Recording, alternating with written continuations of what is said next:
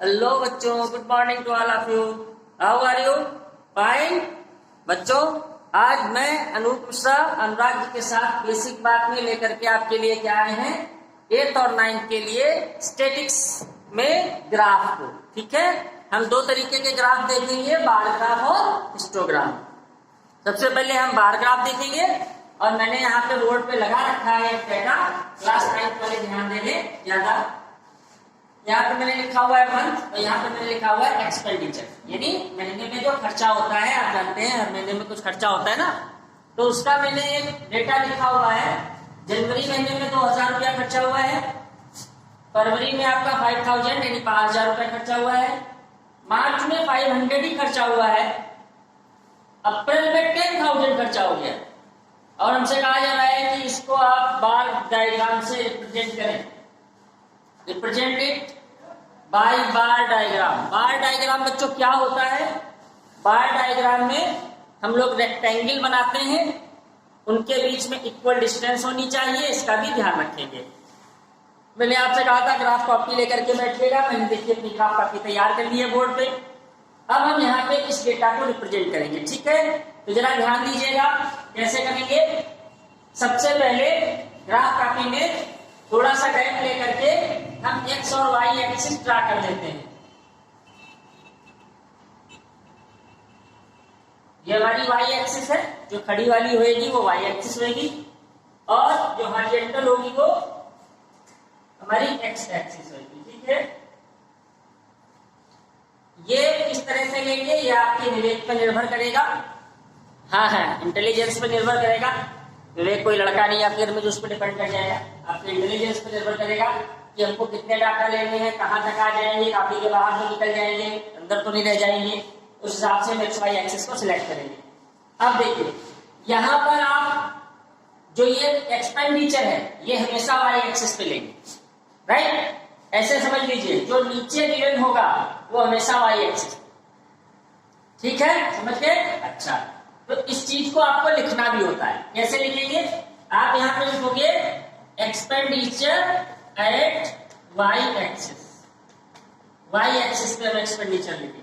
अब बच्चों आप ये देखो, ये आपकी ग्राफ कॉपी में छोटे छोटे खांचे बने होते हैं। अब वहां पे 5000 खांचे तो आप गिनने नहीं लगोगे, 10,000 खांचे तो गिनने नहीं लगोगे, पता लगा 10 कॉपी में निकल जाओगे। तो यहाँ जो बड़ा डेटा होता है उसको हम छोटे डेटा में कन्वर्ट करते हैं। सबसे बड़ी ग्राफ की खासियत ये है। अगर आपको ये आ गया फिर आप ग्राफ बना लोगे।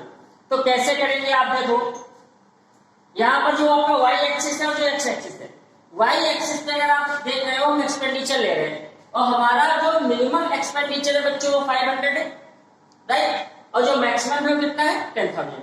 ठीक है, अच्छा, अगर बच्चों ये जो छोटा वाला एक स्क्वायर है इसको अगर हम देखिए कितने हैं, 1 2 3 4 5 6 7 8 9 10, तो 10 10 जा 100 हो गया ना, 10,000 तक पहुंच गए।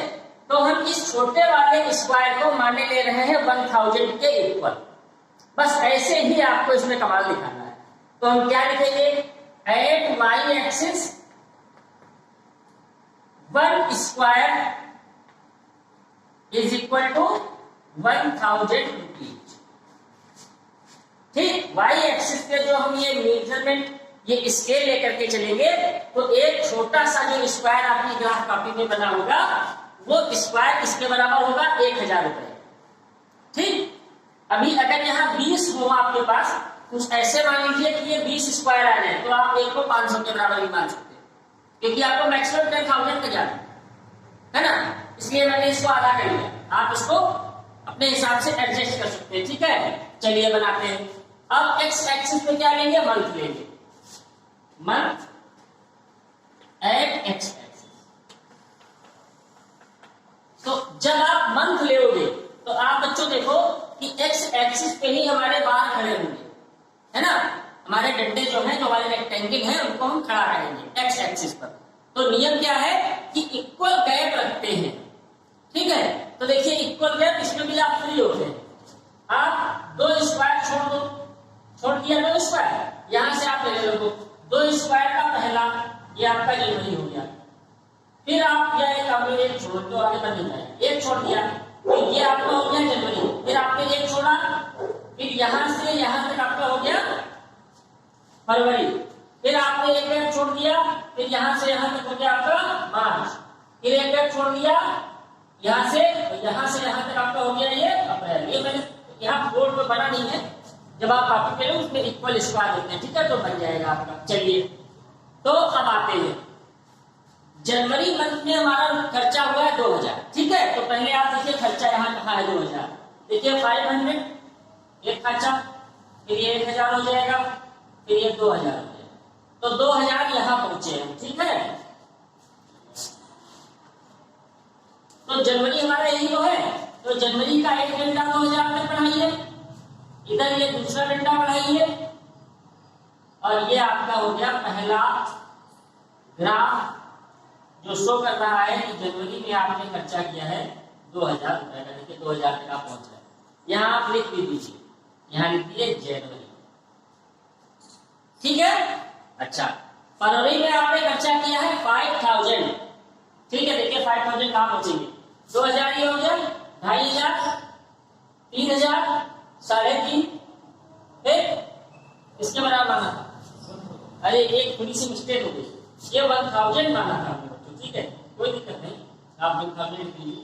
1000 ये हो गया, तो दूसरा खर्चा ये 2000 में कन्वर्ट हो जाएगा, तो आपका जनवरी यहाँ तक आएगा, कोई प्रॉब्लम नहीं, ये आपका जनवरी आ गया, ठीक है। अच्छा, तो 2000 ये हो गया, और एक खर्चा हो गया तो 3000, फिर एक खर्चा हो गया 4000, एक खर्चा हो गया तो 5000। तो फरवरी में हम 5000 है, देखिए इक्वल गैप यहाँ छोड़ दिया, ये फरवरी 5 तक जाइए आप, ये आपका फरवरी हो गया, ठीक है। देखिए इक्वल गैप नहीं छोड़ना है, ये आपका हो गया। अब मार्च में हमने केवल 500 रुपए खर्चा किए, तो आप इक्वल गैप छोड़ दीजिए, मार्च आपका ये हो गया 500 रुपया, इसका भी आधा यानी यहां बन जाएगी, ये आएगा कितना मार्च, ये आपका आ गया मार्च, यहां लिख दीजिए, ठीक है। अच्छा, फिर अप्रैल में आपने 10,000 खर्चा कर दिया, अप्रैल में एक खर्चा छोड़ दीजिए, आपका अप्रैल हो गया 10,000, यहां पड़ेगा, देखिए 5, 6, 7, 8, 9, 10 यहां पड़ रहा है, तो ये आपका आ गया, ये अप्रैल आया है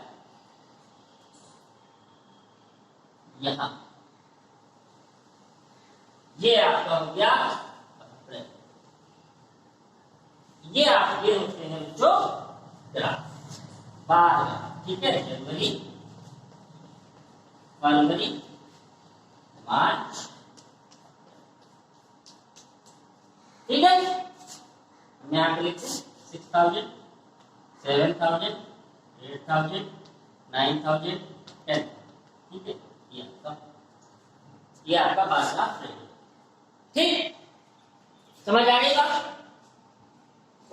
अब अगर हम आपको केवल ग्राफ दे दें, ऐसे भी क्वेश्चन, केवल ये ग्राफ बना हुआ है, आपसे कह रहे हैं लुक द ग्राफ, ग्राफ को देखिए एंड टेल, और बताइए कि सबसे कम एक्सपेंडिचर किस मंथ में हुआ है। तो बच्चों जो ग्राफ सबसे छोटा होएगा, है ना, वो सबसे कम खर्चा वाला है। तो किस महीने में सबसे कम हुआ है, मार्च, पहला आंसर करेक्ट। फिर आपसे पूछ रहे हैं किस महीने में सबसे मैक्सिमम एक्सपेंडिचर हुआ और कितना।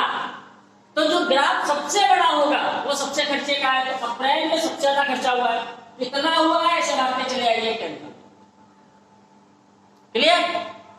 इस तरीके से आप ग्राफ को शो कर सकते हैं। हम यहाँ पे मंथ लिया है, अभी हम यहाँ पे लेते थाना कोतवाली एंड यहाँ पे क्राइम, नंबर ऑफ क्राइम, ठीक है, मुश्रिक थाना, रामकोट थाना, सीतापुर थाना, कमलापुर थाना, ठीक है। सबसे ज्यादा क्राइम का हुआ कमलापुर। अरे भैया बुरा नहीं माना, कमलापुर थाने वाले को पकड़ लेना हमको, ऐसे ग्राफ है, क्वेश्चन है, ठीक है।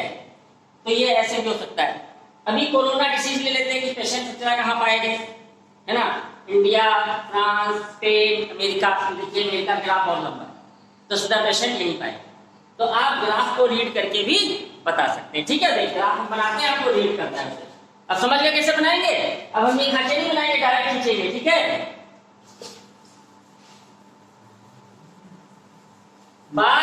में, उसमें क्वेश्चन में आपको गिवन होगा कि ड्रा द बार ग्राफ। तो बार ग्राफ में आपको ध्यान क्या रखना है कि जो रेक्टेंगल बनाने हैं, जो डंडे आप खड़े कर रहे हैं, उनके बीच में इक्वल डिस्टेंस रहेगी और वो इक्वल ही बनेंगे।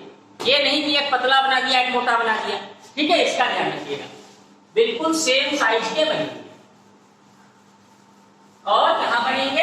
एक्स एक्सिस पर बनेंगे। ठीक, अब हमें ग्राफ बनाना है, उसको आपको रीड करना है।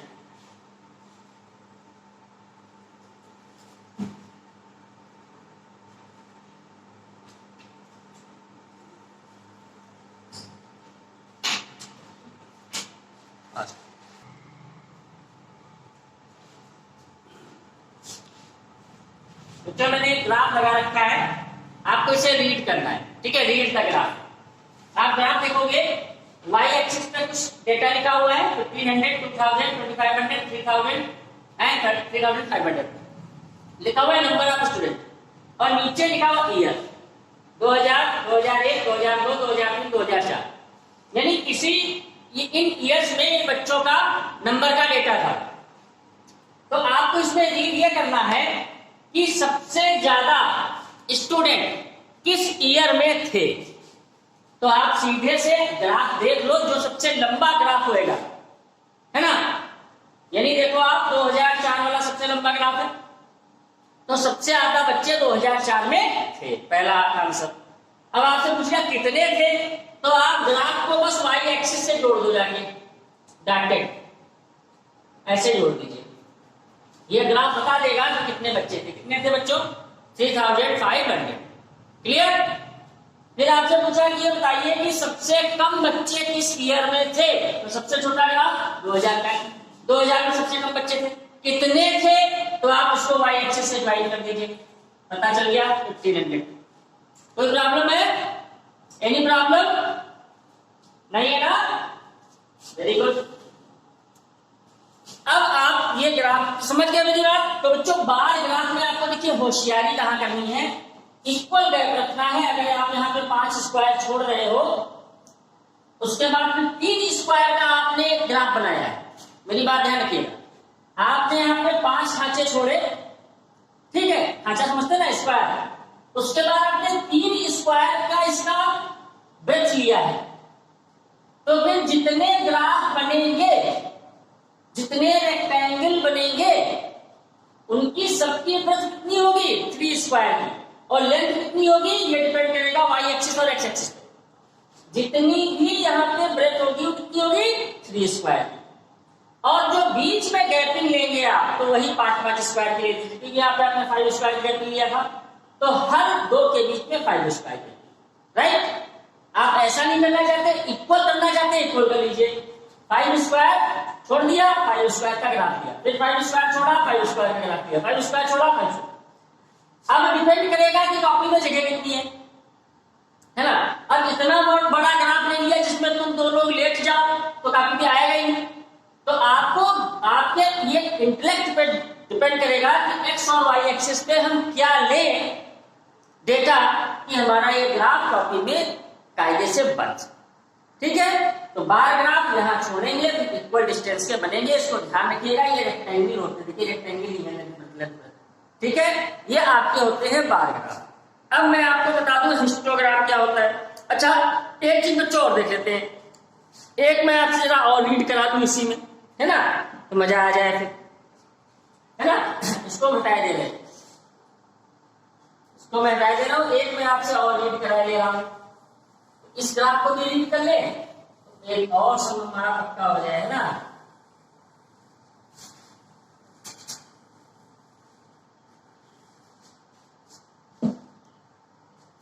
ये वाई एक्सिस हो गया, एक्स एक्सिस हो गया, ठीक है।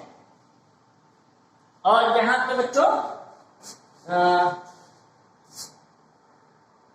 ये मैंने 20 के बराबर मान लिया, ठीक है। 20, 40, फिर इक्वल डिस्टेंस ले लीजिए, 60, फिर इक्वल ले लीजिए 80, फिर ये हो गया आपका, ठीक है। चलिए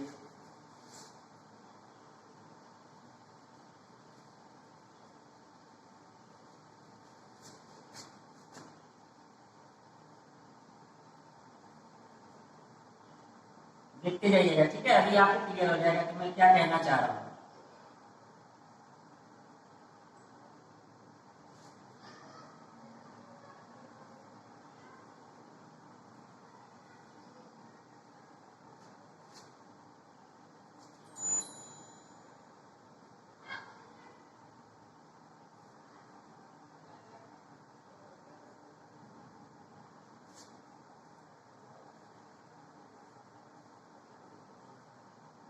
अब इसमें 2 का डाटा चल रहा है बच्चों, ठीक है, 2 का डाटा चल रहा है।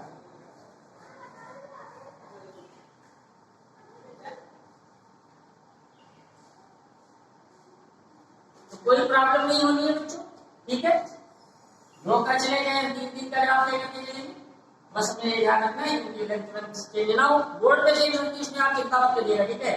बोर्ड पे चेंज हो सकती है क्योंकि हमारे पास स्केल नहीं है।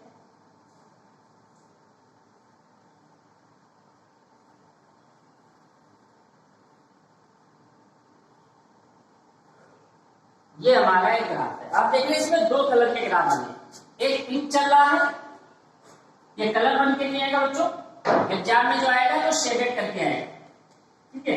एक शेडेड होगा, एक अनशेडेड होगा, तो उसमें आप जान जाओगे, पहचान जाओगे अच्छे ग्राफ को, है ना। अच्छा, तो अब आप देखो कि इसमें क्या आपसे पूछा जा रहा है। ये दिया हुआ है बच्चों कोल प्रोडक्शन यानी कोयले का उत्पादन, ठीक है, in million turns, million turns माने बहुत ज्यादा, है ना, ट्रकों ऐसे समझिए, ठीक है। अच्छा, और ये आपका दिया हुआ है बिहार बाबू, ये यूपी, ये योगी आदित्यनाथ जी की, ये वेस्ट बंगाल रसोगुल्ला, ये आंध्र प्रदेश नायडूजा, ठीक है।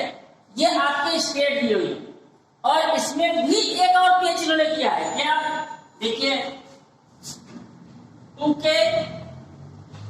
टूके वाली,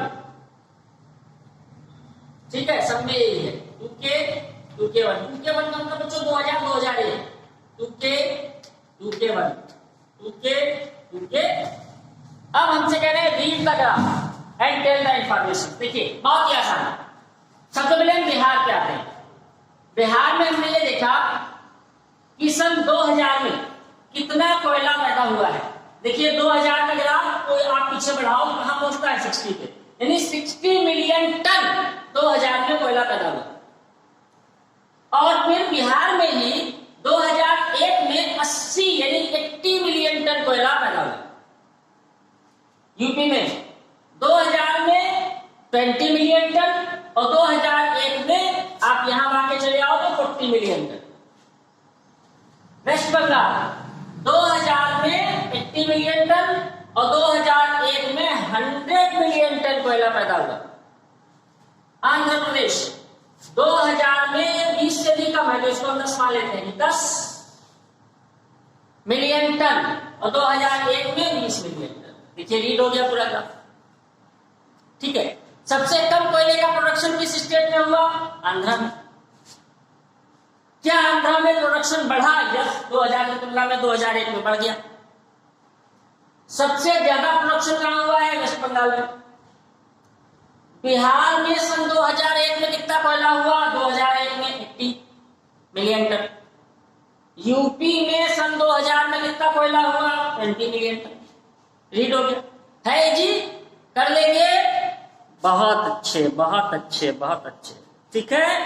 अब आप बार ग्राफ बनाइएगा, मैं आपको भेज दूंगा, रीड करने के लिए भेज दूंगा और आपको बनाने के लिए भेज दूंगा, ठीक है। अब मैं आपको बताता हूं हिस्टोग्राम।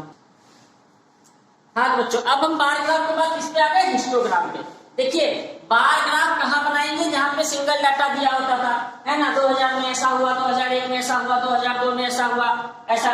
अब लेकिन आप यहाँ पे चेंज देख रहे हो कि जो ऊपर का डाटा दिया हुआ है, ठीक है, वो देखिए 0 to 10, 0 माइनस से लिखा है, 0 से 10, 10 से 20, 20 से 30, 30 से 40, 40 से 50, यानी लंबा डाटा दिया हुआ है। 0 से 10 के बीच में 9 डिजिट है, 0, 1, 2, 3, 4, 5, 6, 7, 8, 9 तक, ठीक है। तो जब ये गैप दिया हुआ, इसको क्या बोलते हैं बच्चों? क्लास इंटरवल बोलते हैं। क्या बोलते हैं? Class interval. जब क्लास इंटरवल दिए होंगे तब आपका हिस्टोग्राम ही बनेगा, ठीक। क्या बनेगा? हिस्टोग्राम ही बनेगा, ठीक। बनाओ, चलो। एक चीज और देखनी है कि 0 से शुरू हो रहा है, यस, बहुत बढ़िया, मजा आ गया। 0 से नहीं शुरू होता तो दूसरा टेक्निक अपनाते। चलिए इसको बनाते। केस क्या है?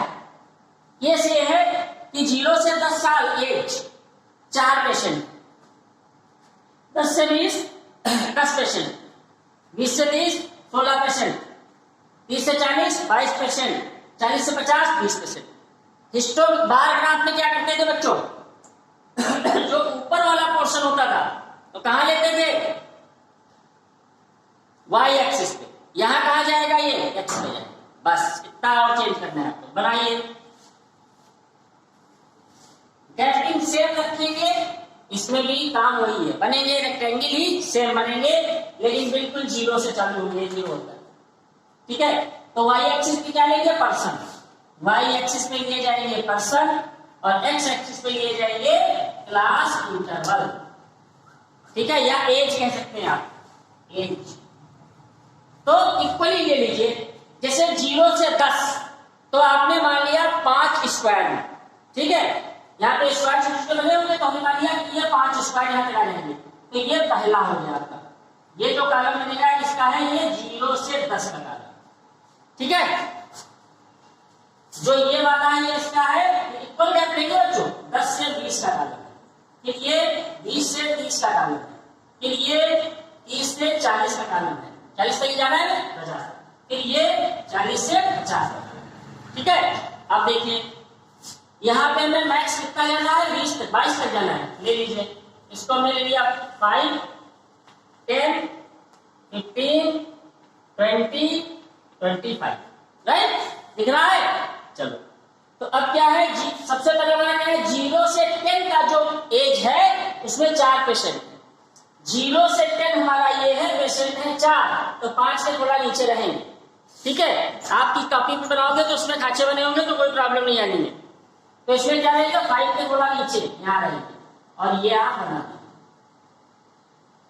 ये आपका 0 से 10 एज में केवल 5 से कम पेशेंट है, 4 है। 10 से 20 एज में 10 पेशेंट है, 10 से 20 वाला ये है, पेशेंट है 10, तो अब बहुत आसान है, इसको ऐसे हल्का सा आगे बढ़ाइए, बस इसको मिला दीजिए, अब इसको जाके के यहाँ, ये आपका बन गया 10 से 20 वाला, 10 पेशेंट। 20 से 30 में 16 पेशेंट है बच्चों, 20 से 30 16 देखिए, 15 या 16 इससे थोड़ा सा ऊपर होगा, इसको ऐसे आगे बढ़ा लेते, इसको यहां मिला देते, इसको यहां मिला देते, ये हमारा बन गया 30 to 40, 22 पेशेंट है, 30 to 40 हमारा ये है, पेशेंट है 22, 20 हमारा ये है, 22 कहीं ऊपर होगा थोड़ा सा,